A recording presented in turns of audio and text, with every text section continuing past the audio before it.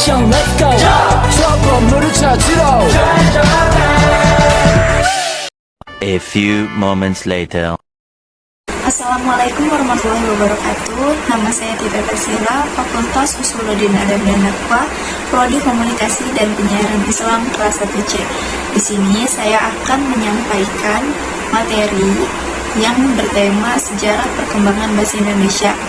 Jadi di sini saya akan menjelaskan mengenai peran bahasa Indonesia di era globalisasi.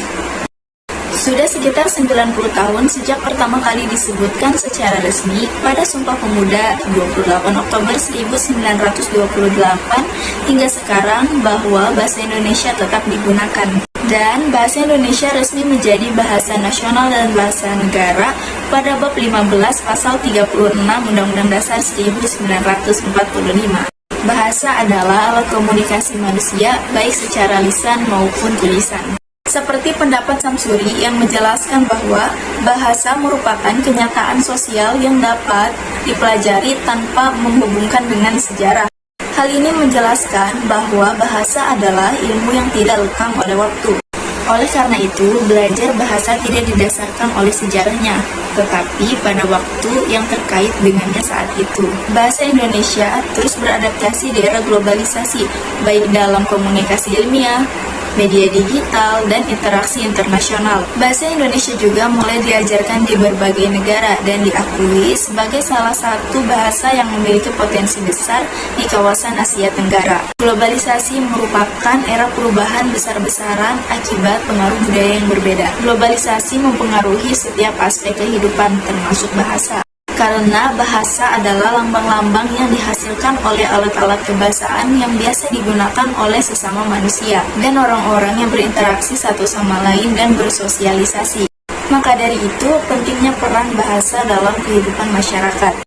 Bahasa Indonesia sebagai bahasa persatuan, perkembangan bahasa tersebut terus mengalami percepatan setelah Melayu Riau dideklarasikan sebagai bahasa Indonesia dalam Sumpah Pemuda 28 Oktober 1928. Meskipun bahasa Indonesia terus berkembang dan beradaptasi, bahasa daerah tetap memiliki peran penting dalam kehidupan sehari-hari.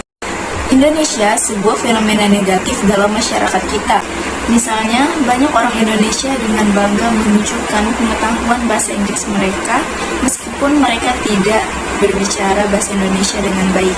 Penting, bahasa Indonesia diakui secara resmi sebagai bahasa pemersatu di tengah pengaruh era globalisasi masyarakat Indonesia yang telah melakukan banyak upaya untuk mempertahankan bahasa Indonesia sebagai bahasa formal yang dimana hanya digunakan dalam situasi formal. Sejak saat itu, terbukti bahwa bahasa Indonesia tidak kalah kualitasnya dengan bahasa asing lainnya. Penggunaan pertama yang membuktikan bahwa bahasa Indonesia adalah bahasa resmi yang penggunaannya dalam teks proklamasi kemerdekaan Republik Indonesia tahun 1945. Sejak saat itu, bahasa Indonesia akan digunakan dalam semua upacara, acara, dan kegiatan nasional.